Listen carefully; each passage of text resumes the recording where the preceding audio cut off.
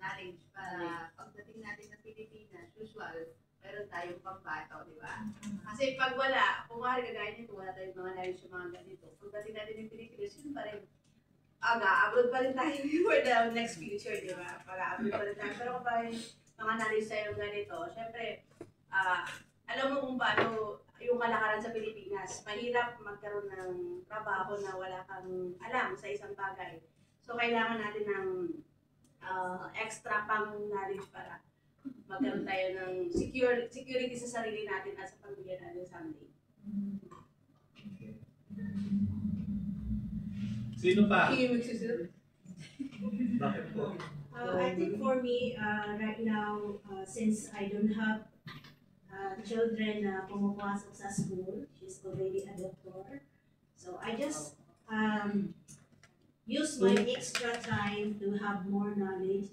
And at the same time, yung utak ko ba, hindi siya stagnant. Yeah. As yung anak ko sinasabi, you have to do something productive most of your time.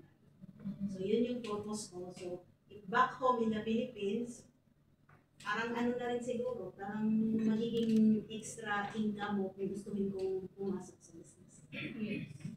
Sino pa yung kanina doon? Ano po yan? Ano sir, parang dati nung nag-aaral ako, natutunan ko din naman po yun sa computer. Pero since 2019 po yun, medyo nakalimutan ko na po kung paano gamitin yung computer. So nag-enroll po ako dito sa pumasok para ano sa isip ko. Ma-refresh. And gusto ko din po mag-grow kasi bilang OFW na sa bahay lang, parang hindi po ako nag-grow. Tapos hindi ko din magamit yung pinag-aralan ko sa bahay lang. So at least man po pag holiday, parang yun nga, maging productive ako. Pag productive na, balik ka sa inuman.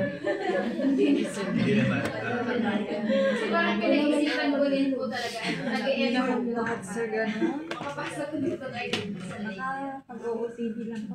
Okay, ang reason nyo guys, hindi kailangan complicated. No?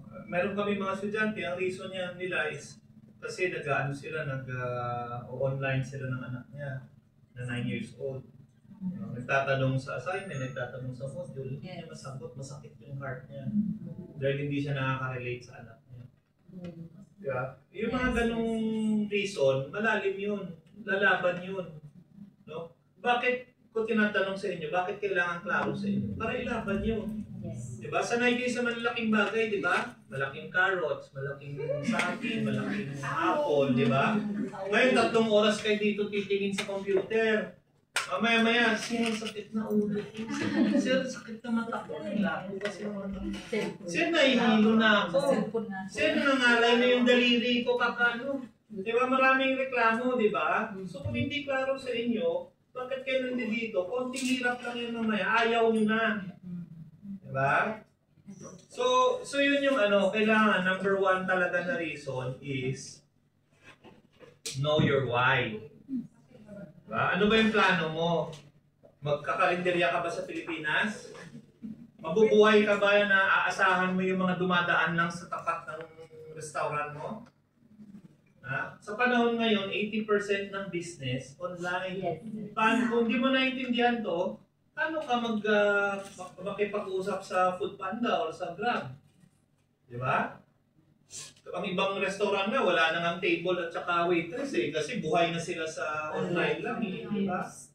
Oh, kung halimbawa naman, doon naman may mga relatives ka sa City Hall ng Bamban. O, pag upo mo doon, computer pa rin ang kaharap mo. Kasi computer age na O, gusto mo magpamain, gusto mo ng travel agent, computer din yan. Kung may babuyan ka, hindi na kailangan computer. Talian mo lang yung 3 baboy mo, sakay mo sa bus, dalhin mo sa San Miguel Corporation, pakita mo doon sa lobby nila yung baboy ko, bilhin nyo. Pwede. Hindi, di ba? Pipicturean mo, bibidyohan mo, di ba? Ilalagay mo siya sa PowerPoint, at saka isesend mo sa San Miguel Corporation, i-email mo siya, di ba? Ganun ang kalakaran mo yun. Saka lang nila titingnan yun, and then tatawag sa'yo, or magsasagot sila sa email, nabibisita sila sa bubuyan mo. Ganun ang kalakaran ngayon. Ano pa? Swerte natin ngayon kasi Pwede na tayo mag-work from home sa Pilipinas. Pwede kayo mag-VA, pwede kayo mag-call center. Lahat ng barangay ata sa Pilipinas may call center. Diba? So, kailangan, alam niyo muna, number 1 ko na tip bago tayo mag-aaral ng computer is know your why. Bakit kayo nandito? Pangalawa, focus. Dito lang tayo muna, kaya ako pinasilent ang phone nyo. Iyan nyo muna yung mga nagtitext yan. Hoy, inuman na, malamig din. Nasaan ka na, pulutan, nandito na. Di ba? Hoy, yung pagkain, ito na, ikaw na lang kulang. Kumakain na kami dito ng spaghetti at saka pansit. Di ba? So, yan nyo muna ang focus. Wala naman kayo magagawa, wala pa kayo dun eh. Tama ba yun? Wala pa kayo magagawa sa future. Bakit? Kasi wala kayo dun eh. Sa past nyo, may magagawa kayo? Wala din, tapos na yun, di ba? Eh pumunta na yun sa kabilang bahay, ano pa magagawa mo? Di ba? Kaya kalimutan mo na yun. Masama talaga ang loob mo, padala mo allowance. Di ba? Pero ang power niyo talaga is now. Right? O ito guys, ito may sasabihin ako sa inyo. Sino yung mga 5 years na dito pa sa kanila? Magpa 5 years. O bagong dating na lang muna. Sino yung mga bagong dating? Mga months pa lang. 1 year, 1 year. Sino yung mga around 5 years na? Sino yung mga around 8 years? 7, 8 years. 10 years. O ito na lang. O sige, lagay natin 5 years na kayo dito. No? Sa bawat 5 years, sa 5 years na bawat day off nyo, every Sunday, gigising kayo, kakape kayo, bababa kayo, makikilagalan kayo dun sa mga kaibigan nyo. Bili-bili kayo ng ukay-ukay, kain kayo sa Jollibee. Every day off, gawin nyo yun. Diba? Tapos na-pack your things kayo. Anong pakiramdam nun pag-uwi? Diba? Okay. Alam nyo ng resulta niyan. Yun na yun. Kahit ano pang kunwari nyo, yun yung resulta niyan. Yan ang dulo niyan eh. O eto, ibahin naman natin ang sitwasyon.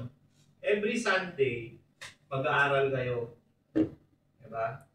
Dati, whole day nyo, puro lahat sa kaibigan. Ngayon, ang kalahati bibigay nyo sa sarili niya. Kalahati na lang sa kaibigan. Gawin yun for the next 5 years. Tapos, pack your things kayo. Ano kaya pakiramdam? Diba? Kumpara doon sa nag-ukay-ukay ka ng linggo-linggo. Mag-iiba, di ba? Mag-iiba ang kinabukasan mo, di ba? Yes. So, huwag na kayo mag-pretend. Hanggang ginagawa nyo yung ginagawa nyo every Sunday na yan, alam nyo na yung resulta niyan.